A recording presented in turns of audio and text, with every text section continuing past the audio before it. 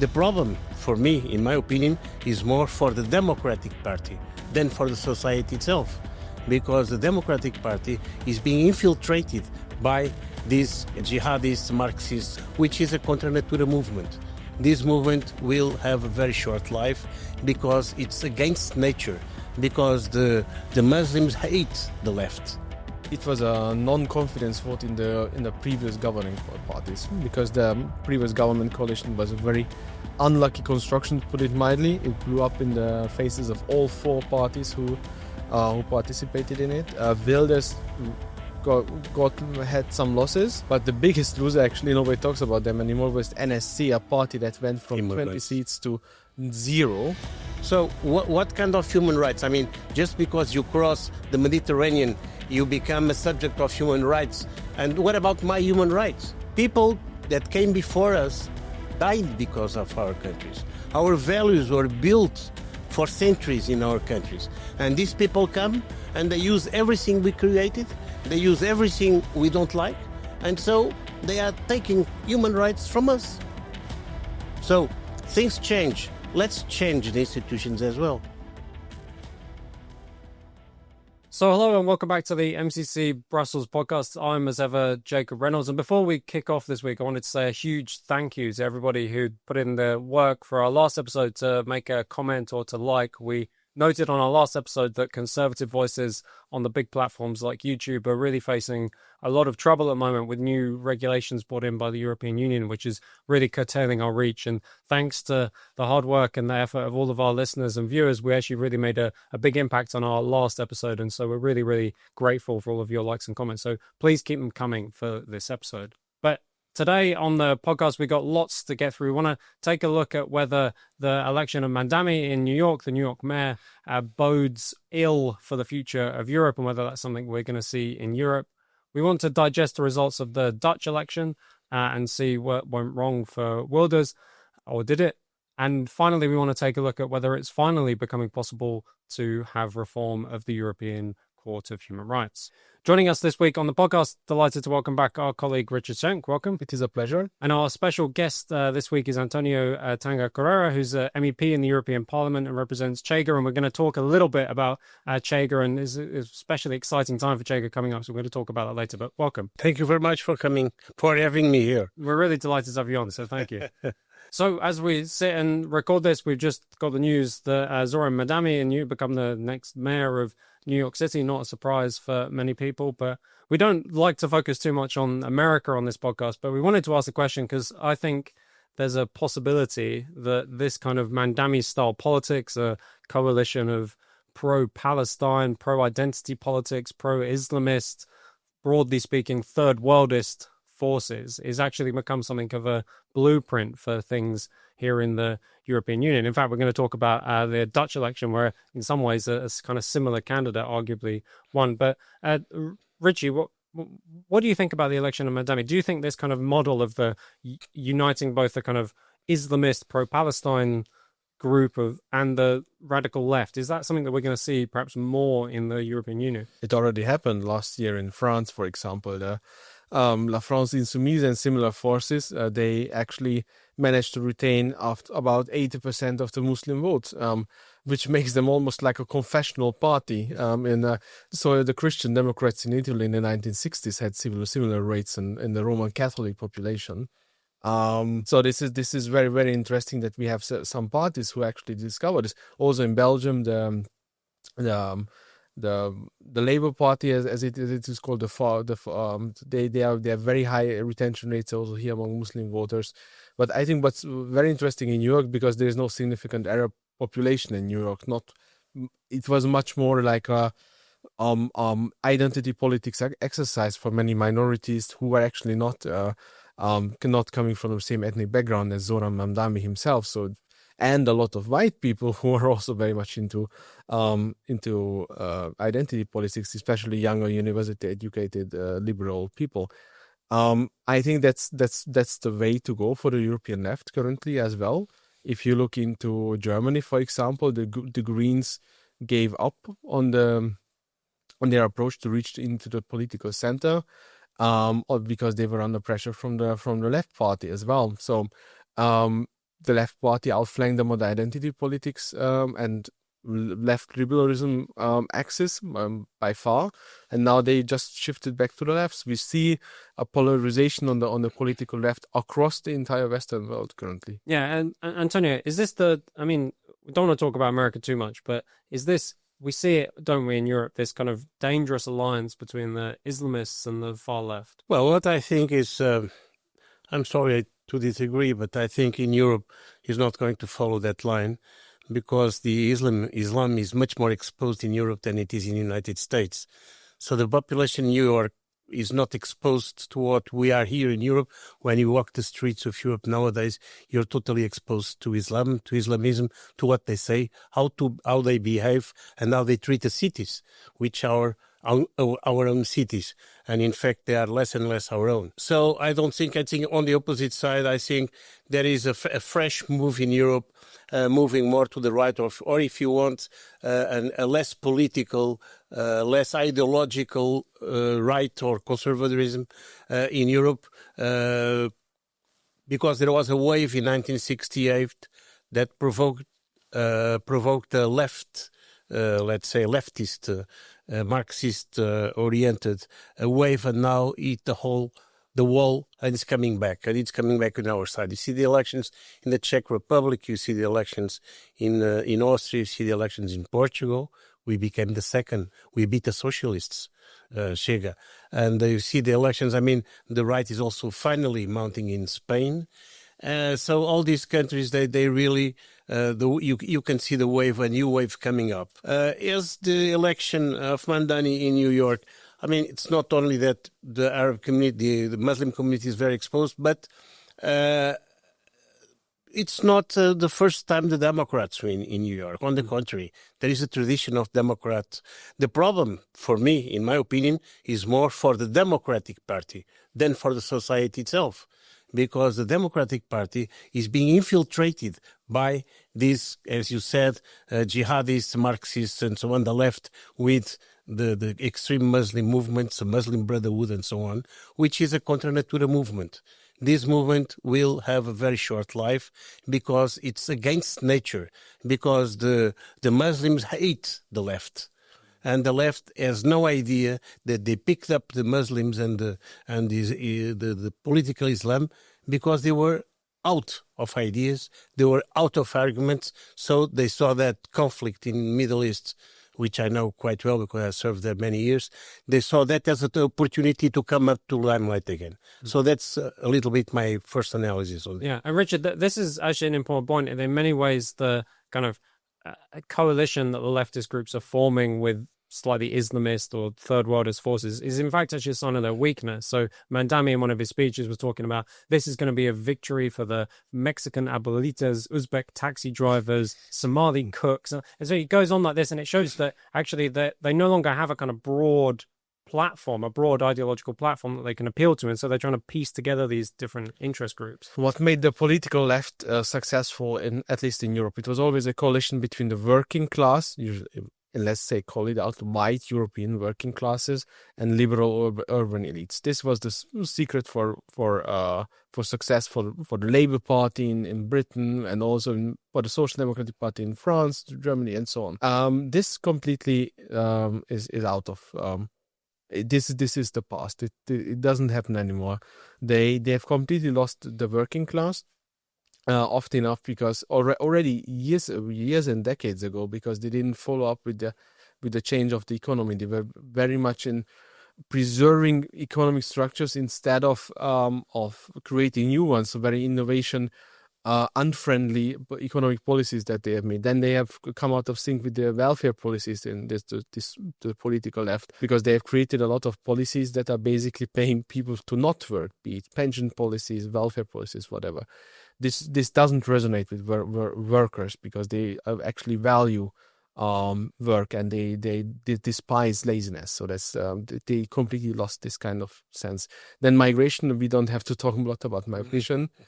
And then the final straw is, I think, identity politics, when people who, because workers usually are very keen on building up a family as well, and if they only see that left parties are concerned with transgender issues and so forth, then this is also not resonating very well with them. But this resonates very well with this radicalized identity politics, urban elites.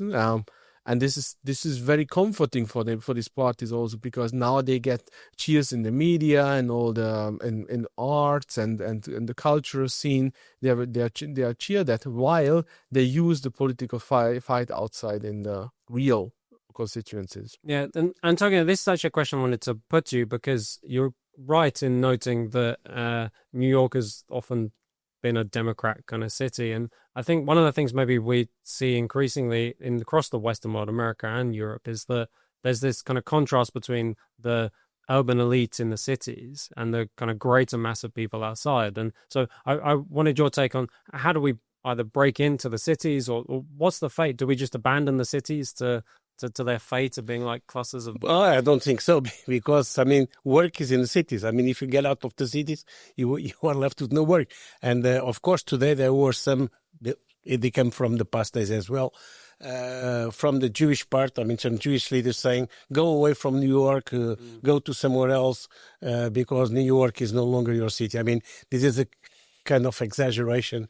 Of course, it will not happen, because the Jews will not leave New York. But yes, but you have to consider difference in the cities as well. You cannot compare Washington with New York. You cannot compare the West Coast cities with the East Coast cities. So America is, in fact, several Americas. And you have the so-called heartlands, which has less population, but it's deeply rooted in the American ideal still. That was the big Republican victories were all rooted in these states who are called the heartland. And there is more of, not so much as ideological difference, but as a stance vis-a-vis what America can be. America is a country, like you were saying, that the working class likes their work, and they don't like people who don't work. That's true. The Americans, they are proud of their own identity. They love to be Americans, most of them. What we have now, it's a big difference between those who support Trump and those who are against Trump. And so I think this is dichotomy that is going to be the raison d'être in the next few years to have some the political results. And maybe a last extension is all this whole Zoran Mamdani debate is also reflecting a lot about Europe, because currently in the US we only had 2 gubernatorial elections out of 50. Some mayor elections and some state parliaments. That was it. It was not a big midterm election cycle. Nevertheless, the European media used this opportunity to leash out at Trump. They're inflating this New York example. By the way, Mamdani won with 50.2% of the vote. He's a Democratic candidate in a Democratic city, because many people were actually not voting for him. So half of the city was not voting for him. And so this tells us a lot about how much European media and European political elites are preoccupied with Trump. And just to underline what you're saying, Cuomo got 43%, which is a big result for a Republican. And so it's not a landslide victory. It was a victory, yes, but not a landslide one. I think he ran as an independent, but that was... But he's a convicted felon, isn't he? Yeah, he's still, even so. Yeah. So from one election very far away to one election much closer, we're still kind of dealing with, I think, the fallout of the Dutch election, which took place last week. It was, in many ways, a photo finish election. Lots of the liberal media were very quick to say that this was a disaster for Wilders, when then it turned out that it was actually really, really close in terms of who was going to be the biggest party. But already the European media have fated the leader of the winning party of D66, who ticks all of the boxes for the European elite in terms of gay, pro-NATO, pro-EU, all of the things you'd want from a kind of pro-EU politician. But lots of people have also said, Richard, that in many ways it was a difficult election for Wilders, even though the bloc on the, as it were, the populist right was still quite large in the election result. But how do you digest this election in Holland? Well, it was a non-confidence vote in the previous governing parties, because the previous government coalition was a very unlucky construction, to put it mildly. It blew up in the faces of all 4 parties who participated in it. Wilders had some losses, but the biggest loser, actually, nobody talks about them anymore, was NSC, a party that went from 20 seats to zero. 0 seats. They were completely eliminated from the political field. The Farmers' Party suffered. Even the liberals, the right-wing liberals, in Dutch political terms, they did surprisingly well. Actually, they did a good campaign on the last meters. But all of them lost. Nevertheless, this was the motive of the election. It was people were searching for alternatives, and as new parties were emerging, something happened that was a political polarization. So the right-wing camp, even though Wilders' PVV was lost, other right-wing parties gained almost the same amount. Then also on the left wing, we had actually a polarization. The left wing was increased its numbers, and the political center was actually lost. Even though one party stood out, because there are so many parties in the Netherlands, you can still be in the political center and have an election because other parties are going down in the same amount. And it was this D66, and D66 did one thing very right. They did a very shallow campaign. They only mentioned the most important stuff that was on the agenda of the people, like housing, environment, this kind of stuff. They didn't speak a lot about migration or environment, climate policy, stuff that is dividing the people. So they came in with 16% as number one. This is the biggest part in the Netherlands, 16% of the votes. So this is what we're talking about. And what was absolutely the other very interesting motive, that Frans Timmermans, the EU elite's actual big hope in the Netherlands, nobody talks about him anymore, but he was the one, candidate of the EU establishment. He had to resign because he performed so badly. Yeah, well, there was a big cheer in the MCC Brussels office when Timmermans resigned. He's been one of the most disastrous figures of European politics. But António, how did you interpret this election? I agree with Timmermans. The only sad thing is that he did what he did, and it's done. Yeah. And now even EPP is trying to stall with the Green Deal. It was our proposal initially from the Patriots, but the EPP now is taking as their own. It doesn't matter. It's important that it stops. What do I think about? Well, I have a colleague and a very good friend with Sebastian Stotler. He's was running number 2 in these elections with Wilders. And he told me, I don't know much about the Dutch politics, but he told me one thing very important, is the last week in Holland is the most important week, number 1. Number 2, TV debates are paramount, which for me it's a non-thing, because in Portugal they are not. So it's the opposite. We win without the debates. And he also, the other problem, I think, in the last week, where they did this video about the other parties, that was a fake. And then Wilders came and excused himself for that. But I think that from vis-a-vis the public opinion was a very, very bad move. Finally, I think, as you said, and I agree with you, the right one. I mean, D66 you have these gay options and things that are not very conservative from the conservative point of view, but still they have all these right ideas, as you said, as NATO, European Union, more or less. They are not as extremists, let's say, as Wilders and his party, but still they represent a certain right that is a conservative right that people like. So people were a bit afraid of the push of Wilders and his party. So they decided to try another option, still conservative, but not as much as pushy as Wilders. That's more or less what I see. Yeah, and Richie, I wanted to get your thoughts on, because one thing that we've heard a lot, and I probably have some sympathy with, is the idea that you have populist right-wing candidates who get into government coalitions, and they often get punished afterwards at the ballot box, because the coalitions are almost designed to stop them having any power and actually deliver on their agendas. You have a situation where Wilders is part of the government, but actually nothing substantial changes on migration, even though he managed to do a few things. So, but do you think that voters begin to get a bit exasperated when they see that the candidate they get voted in and actually nothing kind of changes. Yes. So in the Dutch public broadcaster even did a documentation on this about how is the Netherlands stuck. This was the title of the documentation, that people are searching for alternatives. They're looking everywhere, and somehow this just doesn't make sense. To be honest, in the Dutch elections, there's also no clear right-wing majority. So there's no clear majority at all, neither left nor to the right. Somehow you have to be, like always, these coalitions in the political center, which involves actually a lot of parties, 4 to even 7, depending on how you want to do the coalition mathematics exactly. And often enough, what this led to very weak governments, very weak cabinet members, very weak ministers, and who was actually running the show often enough? The civil service.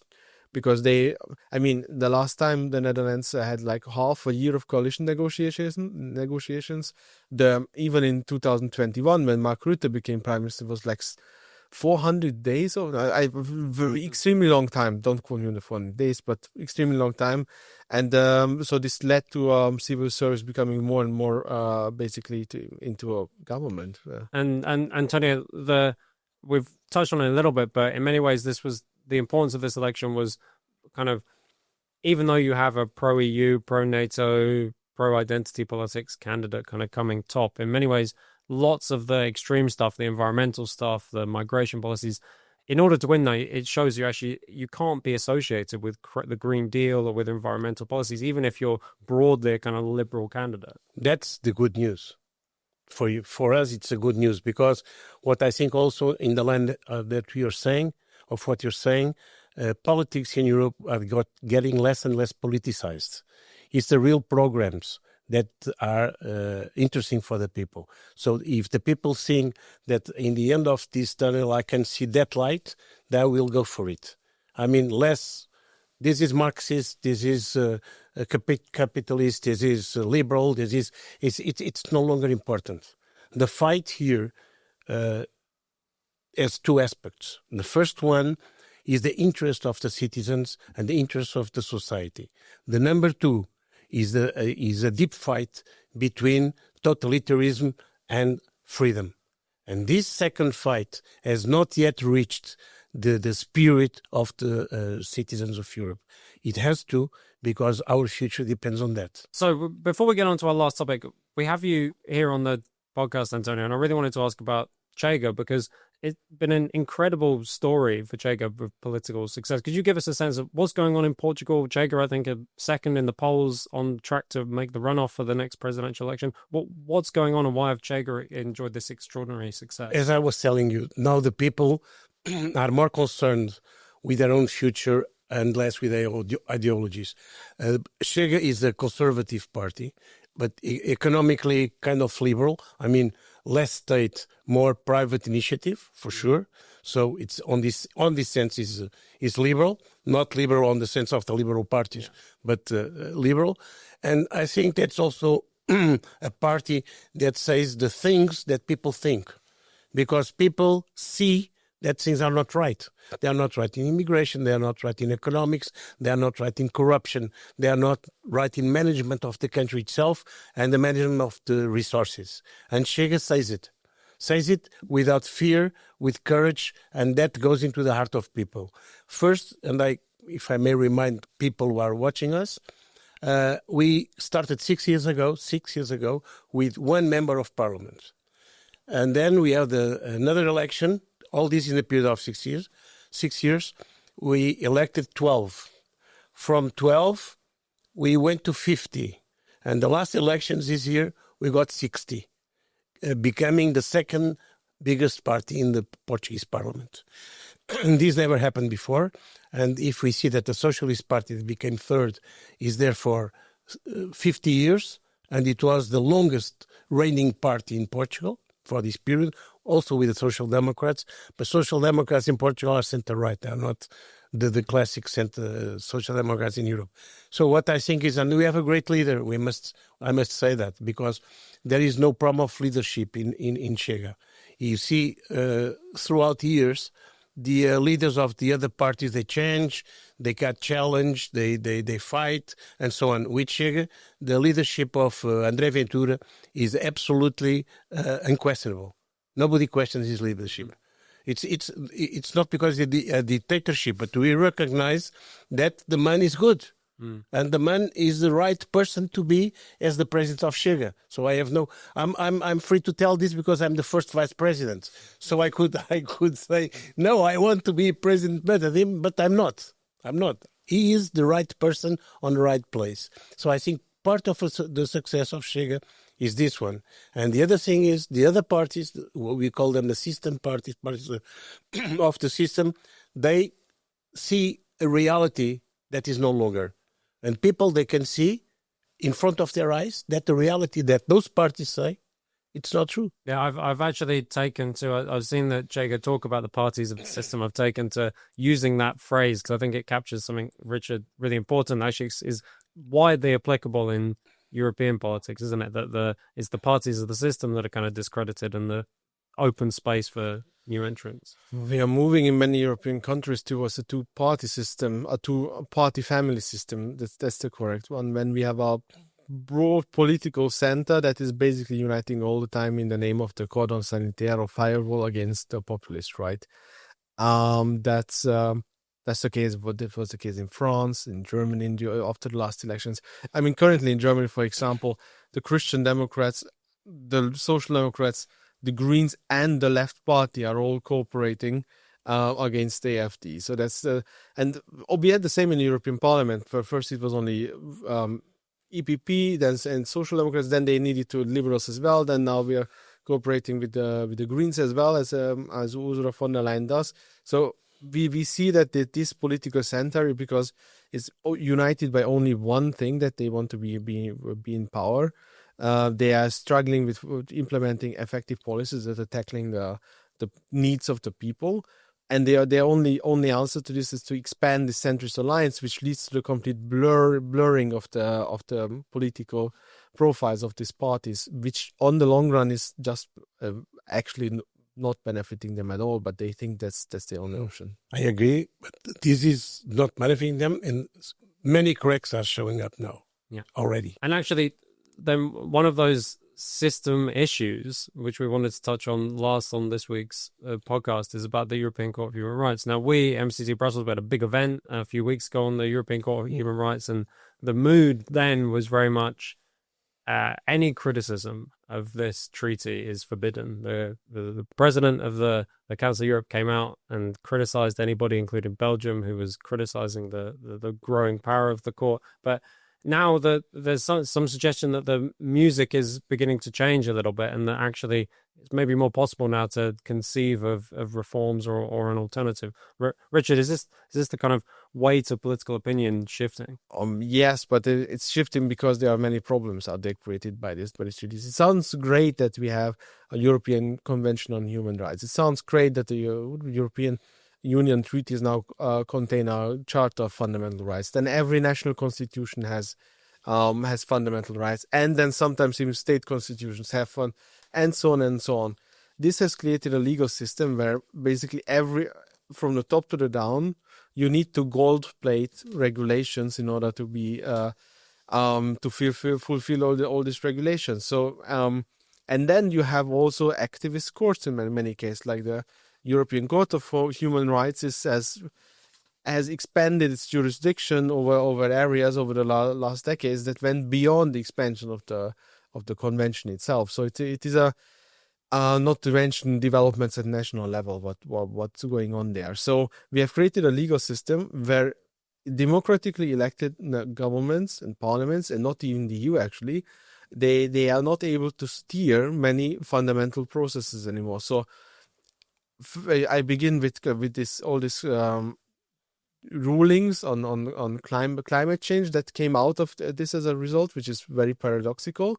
But then maybe the most important one is migration. Like, we are not able to steer migration and create migration policies that resonate with our electorate at the ballot box, because all of these agreements exist. So they need change. It's a democratic process to change laws.